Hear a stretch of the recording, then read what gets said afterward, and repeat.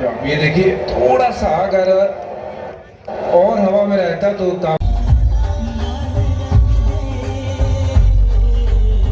ना देखने को मिले अब।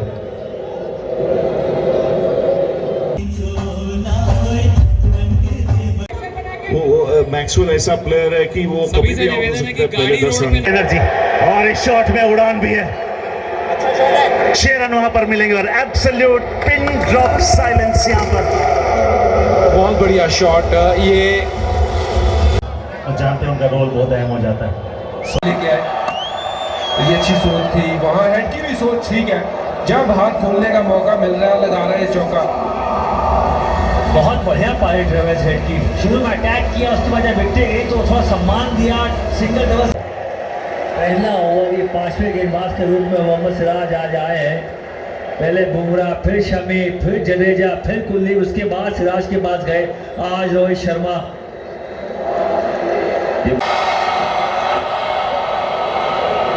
सिंगल मतलब 6 रन कुल ओवर से 93 पे 3 17 के बाद पॉइंट पे जडेजा खड़े हैं, मौका मिला।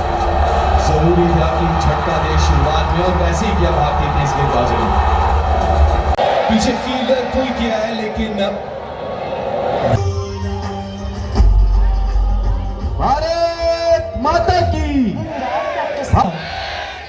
भारत माता की, भारत माता की।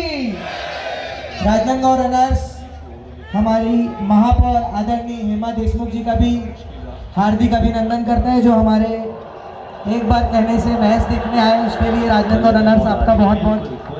वो टर्निंग पॉइंट था मेरे ख्याल से।